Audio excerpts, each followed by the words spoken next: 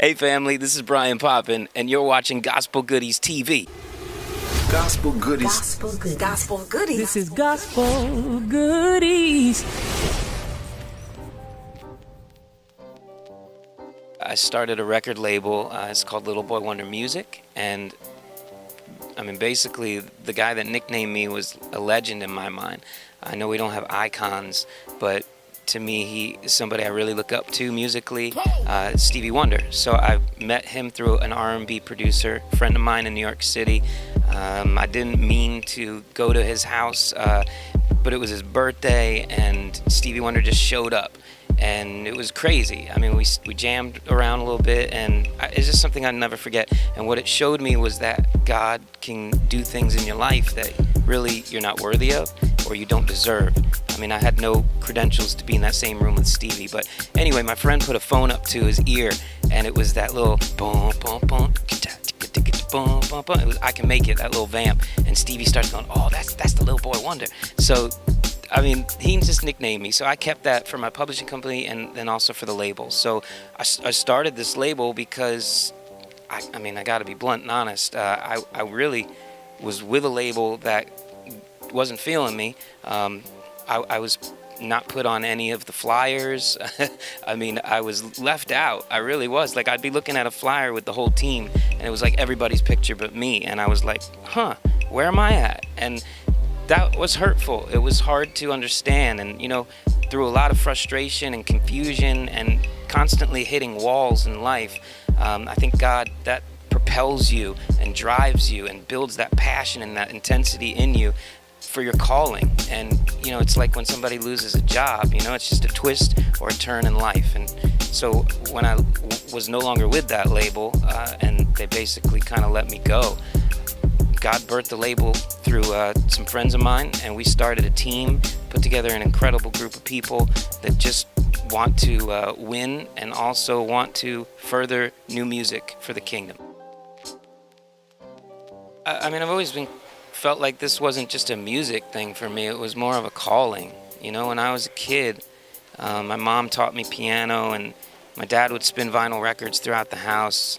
So musically, I was just kind of around a lot of diverse things, but I've always loved soul music. And I remember I was actually prayed over when I was 11 years old, and I couldn't memorize, couldn't play by ear, and my mom was strict. She wanted me to learn classical music, and she made sure I knew like 2 spiritual hymns a week is what we would do. We'd pick a hymnal and pick 2 different ones, and I'd learn that. But as I began to grow and grow, I realized, God's hand kind of was on my life, and I never want His hand to leave my life. I'm actually scared to go somewhere and His covering not be with me. So it's my daily prayer, God, go before me, open up the doors, make a way, and I'm going to give you everything I can give you, but I still need your hand, I need your touch, I need your favor. And I'll never forget when I was prayed over when I was 11, I from that night on, I could memorize and play by ear. And for me, it's always been a calling, and I didn't know how, I didn't know when, I didn't know why, and it's been a lot of struggles and a lot of ups and downs. But to see now what God is doing with the music and how we're kind of breaking new ground, breaking down some walls and building bridges, and I'm just honored to be a part of this and let God do what He's doing, because it's really exciting. I used to live in Jersey, and I actually went to this is a crazy story, but I went to an eye doctor because my parents moved to Florida. I was 17 years old. I was going to Bible school because I knew that was one of the first things I wanted to do was become licensed. And then I was going into full-time ministry. I go to the eye doctor. Eye doctor's like, do you do music? And I said, yes. Long story short, his dad was a big entertainment accountant in New York. So 2 weeks later, I'm sitting with him. 2 weeks after that, I'm working with this R&B funk producer. And we just kind of really hit it off. We just wrote some cool stuff. We jived well, and we worked well. And he was like really, really, really funky and artsy. And I learned so much from him. one of the greatest thing I learned from him was I would take, like, I'd solo stuff because I'd always want to make it perfect. That's my mama in me, trying to make things right. And so I would solo like a bass line, and then he'd go, "What you doing?" And I'd be like, "No, I'm making the bass, taking out some of the this and that and the buzz sound." He goes, "No, that's the grit." He goes, "You leave that in there. That's what makes it sound right." And I was like, "Oh, okay." So working with him was like an education, and I learned a lot of things. But I've always loved diversity. I think it's beautiful. I think it's God. And I've always enjoyed church music from my mom. I've always enjoyed soul music from my dad because he used to spin vinyl records like Donny Hathaway, the Commodores, Stevie, Shaka, James Brown.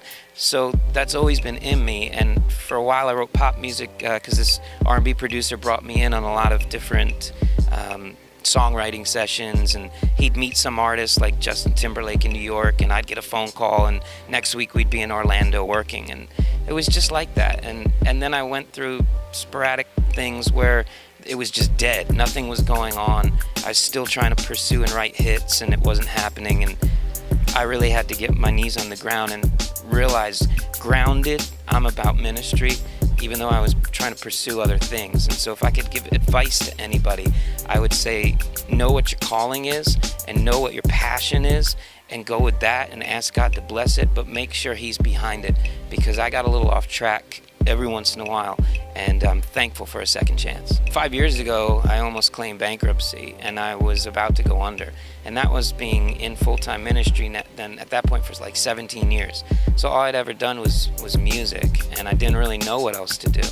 And for me, I said to God on my knees, I said, "God, if you'll let me keep doing this, then I promise I'll be transparent with the music and with the message and what you've brought me through, what you've brought me out of." Because I grew up in the church, and I noticed that a lot of times pastors and bishops didn't always share the gritty of what they went through, the hard times. We would talk about hard times, but we just kind of talk about the good times real quick. For me, I had to let go of myself. I had to let go of my flesh, because I found out that I was being really all about me, and I was putting my priorities out of whack, and just things weren't in check. And so that second chance where God let me figure that out, and I had to worship my way through it, and then he just started connecting the dots and putting people in my life that really are just the foundation of what we're doing with this label and all that. So just keep on going on, keep trusting. I can't be strategic because I'm kind of somewhat, creative. I try my best, but I get a little off track, just like you can tell in this interview a little bit. But I think it's my honesty and my heart and the wackiness that God still uses, because I know I'm not perfect and I need him, and that keeps me close to him. But the theme of the record is basically trusting him through the hurt and trusting him through the pain. There's one song on here called Step in the Name, and I wanted it to be like I call it funky Jesus music, to help you get on track because of people's labels on you, people's negativity, or even your own mind, your own insecurities. So that song for me was just something, step in the name, just step in the name. It was just something to you put that music on and you start thinking, okay, I'm going to praise my way through my mess. I'm going to praise my way through these labels or through what people think I can or cannot do. And God, I'm going to trust in you, and I'm just going to praise my way through it. So the theme of the entire record for me was my struggles, my journey, but all in all, with the crutches, with the insecurities, what God can still use for the unqualified, for those that were cast out, those that nobody ever expected, he still can use you. I'm just gonna be real blunt. Like, I always knew what I could do, but I never felt it was good enough. And yet still God was birthing something in me with the songs, and a message and a heartbeat behind the songs. But I'd always say, no, God, so-and-so can sing it better. So I'd pitch songs to other artists. And then, the labels say, oh, no, we ain't going to use it. And it would just build on insecurities in my mind. But I had to persevere through all of that and go out on a limb and trust God. And, I see him blessing it now, but that still doesn't mean that internally in my mind, I think I can do anything. No, I need him. Anything I say, anything I do, anything I write, I need him to help me through this journey, because I can't do it alone. Favor and mercy, you brought up, that has been a theme throughout this whole maybe 3-year process with the songs on this record. And favor and mercy is just saying all the things that maybe should have happened to me that didn't, all the things that I trusted and believed, but it didn't happen, but it happened later in another season. The things that should have took me out, but you spared me from it. I don't deserve any of this, and I don't deserve God's hand on my life. That's just honestly how I feel, but I'm thankful. And I feel the same way with anybody else that's listening to this. Your own mind you have to conquer through the Word, through faith, and through trusting in Him. Your own seasons of life, the ups and downs. This record for me was just that.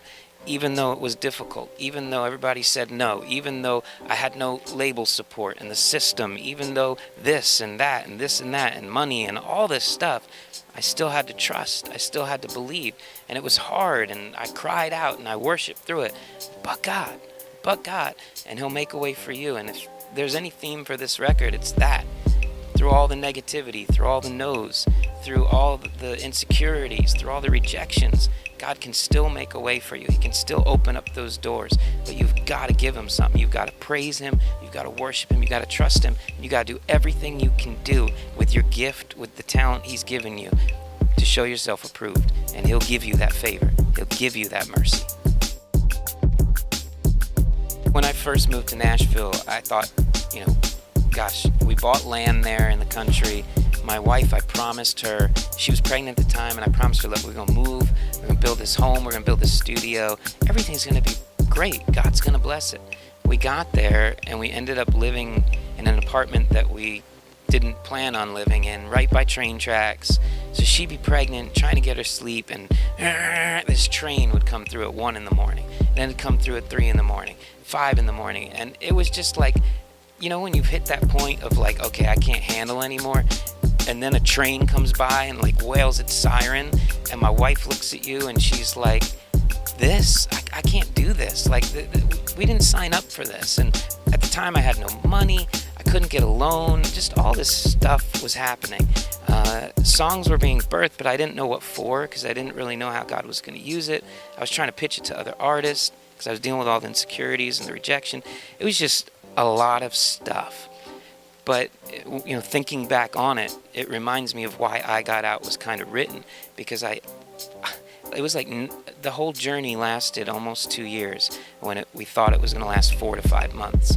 But I'll never forget that phone call when I got a phone call from someone from Chase Bank, and he goes, are you, Bryan Popin? And I go, yeah. He goes, man, our entire team here at this construction loan division got let go, and it was a 9-month process of rebuilding and rehiring people. But you were my first file, even though we denied you. You were my first file that I wanted to accept and approve. And I go, wait, did you say accept and approve? And he goes, yeah, do you still need to build? And I said, yeah, I have this land on the market right now to sell it. It's like our land of Canaan. My wife cries every night over it. And I just started to tear up. And that was just a shifting point. When that loan came through, it was just from that point on, God's favor. All over my life. Not that it wasn't there, it's just I didn't in the natural see it. So when that happened, it's just I'm gonna lose it a little here, but it was just a really, really changing point in my ministry, in my family, and it meant a lot to us. Even just in our family, it meant a lot to us. My wife especially. We didn't lose that land. We were able to build on it and build a recording studio. And the crazy thing about it is 2 weeks after we moved into that house, I left a room open. I'm just going to share some family stuff, but I left a room open in that house because I ran wires from my studio up into it. And I knew one day I'd have a piano, but I never had a piano. My parents had a piano, an upright, and I was able to use that. But when they moved, they took it with them. And I never really had money to buy a piano, even though I was a concert pianist. And that freaks some people out. But when I had money, I would buy a keyboard or buy studio stuff. I didn't want to spend it on a piano. And 2 weeks after we moved into that house, in a barren room, even the lines were still run into that room. and I'd call it my piano room, but there wasn't no piano in there.